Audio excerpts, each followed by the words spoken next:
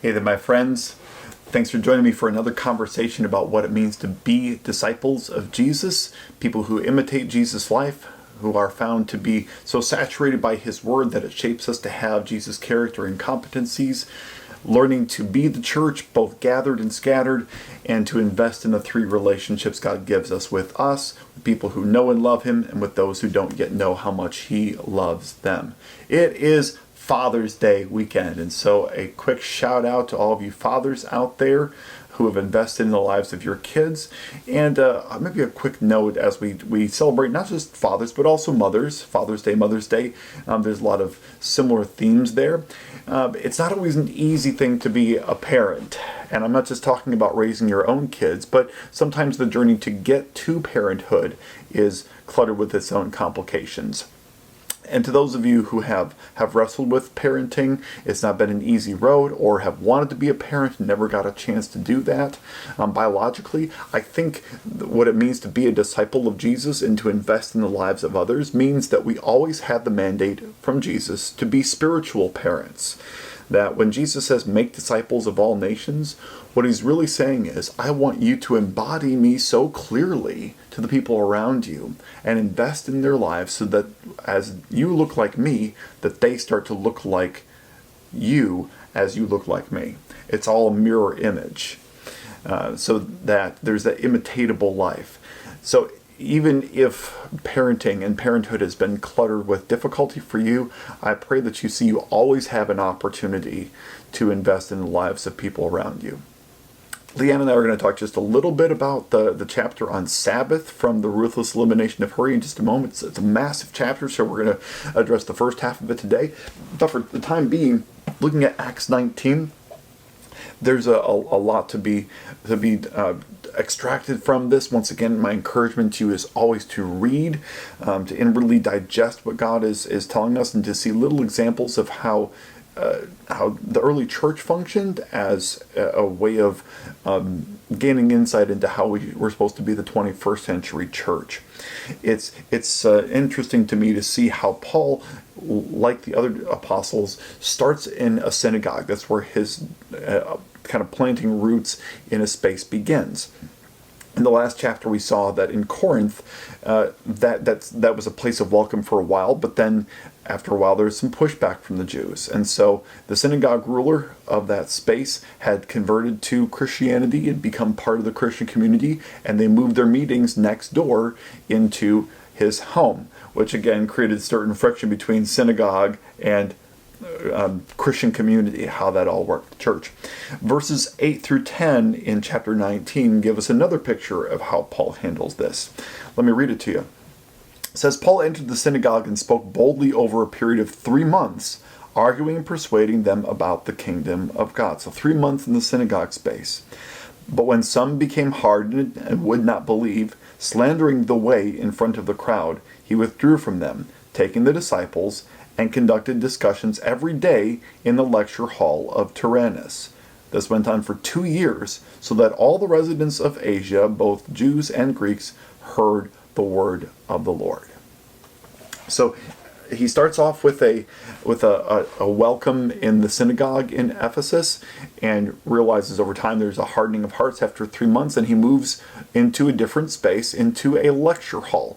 Now, Paul Maier in this wonderful volume is quick to point out that there's another additional piece of the text that is often left off because it's not all the manuscripts agree with it, that Paul taught between 11 a.m. and 4 p.m. in that lecture space of Tyrannus. And what he kind of opines there is that if Paul was making his living by being a tent maker during the day, during the times of the day when the sun was not the hottest, then he had the opportunity to lecture in the lecture hall of Tyrannus during the times when the sun was hottest. And so if you can imagine Paul kind of having this opportunity to work with his hands during the morning, but be so encouraged and strengthened for those golden hours when he was able to spend time with people talking about Jesus, and there being attention there, that he was amongst workers every day.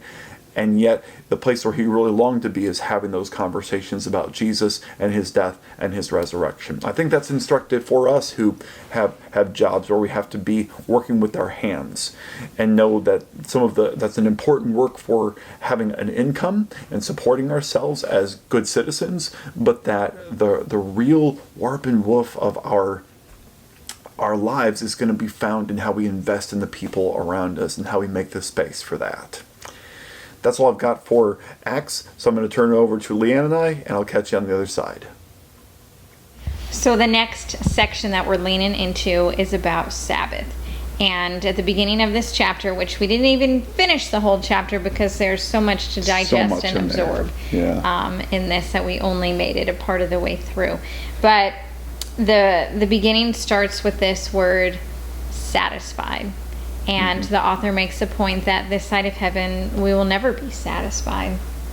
Yeah, God created us with many different desires for good things, which, again, when abused, send us in sinful directions. But even the good things that God wants to provide for us, we have to keep on going back for food and water and sleep, and there doesn't ever seem to be enough. And that's just skimming the surface. Yeah, of basic needs. I think those desires that take root in us of wanting more, of achieving more, of accumulating more things, even in things that look good too, professional ways that we are always searching for the next thing, but in the end they always leave us wanting something else, something more. So there is never that fulfillment that comes. It's not like you can never put your feet up at some point and say, yeah, it's all good, and not have that need for something else assert itself to you before too long, that we don't get that this side of heaven. And as a follower of Jesus, that restlessness is something that we wrestle with. And I love the quote by St. Augustine, that I am restless until I rest in you, O God. So something that has been extremely life-giving and life-changing for me is learning that rhythm of resting and working, learning that rhythm of abiding and bearing fruit, and how that has shaped our life and how we use our time. Yeah, as our family has continued to grow, creating that intentional time just to be, and even that's a struggle sometimes, to just calm things down, calm the noise down, say we're not going to do this or that or the other. Even on the Sabbath day, I find myself saying, well, today's my day to go out and tend to the yard, which I love to do. But still, is that just resting? Is that just stopping? It's not stopping. It's not stopping. And so we will always find things to fill our time. That's kind of the awareness in this, that we have to be intentional to allow ourselves to stop, to let things go, so that we can delight in God. We can delight in the day that He's given us and allow Him to fill and fuel us when we stop. And I think that's where, when we got to that quote towards the end of this section that we read, that you were really struck by, about the life-giving nature of Sabbath. Yeah, Comer kind of starts to exegete Genesis a little bit, talk about the creation story. And he pointed out something I had never noticed before, that God blessed 3 things in that story. He says that He blesses the animal kingdom and says to them, be fruitful and multiply. He says to humans, be fruitful and multiply, blesses them with that. And then God blesses the Sabbath. He blesses a day. I never thought about it like that, but this is what it says. It means that the Sabbath, just like an animal or a human being, has the life-giving capacity to procreate, to fill the world up with more life. It's easy to think about animals and humans that way to a certain degree, but to think of a day being created by God to fill the world with more life. That stopping is a device of God to get us to be more filled up with life instead of feeling like it's being taken away. So has that rhythm been corrupted by sin in this broken world? It has. Are we called as followers of Jesus to reclaim that and to sit with him and to be refueled by his presence and to delight in the things that God has made on a regular basis, even on a pretty meticulous schedule? That's a good thing that God gives to us so that we can be this side of heaven satisfied as much as humanly possible. Mm-hmm.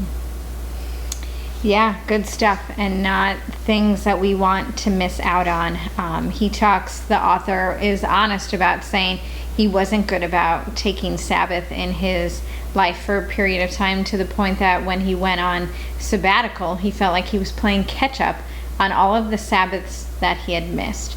And so I think what that tells us is that, hey, this is important, to the point that you are going to run out, run dry, run empty in that hurried nature of life that you're trying to live, constantly seeking something more, when really the moreness will come when we stop, when God fills us with a life that is full beyond our understanding and is more than we could ever ask or imagine, when we allow him to do that to us, for us. And that involves us being intentional in our stopping of this rushed life. Yeah, and it's even confirmed with studies that have been done recently. I can't find it right now, but 50 hours is the point where working more than that reduces capacity and productivity. Mm-hmm. So at some point, our pushing harder, we don't produce more. It doesn't benefit us. So is God encouraging us to stop? And that 50 hours a week is pretty close to 6 days if we want to do that. Mm-hmm. How can we reclaim that one day to just rest and stop and be, to delight in God and the people around us? Yeah. I think we'll be better off. Yep. Well, my friends, that's about all I have for you for today.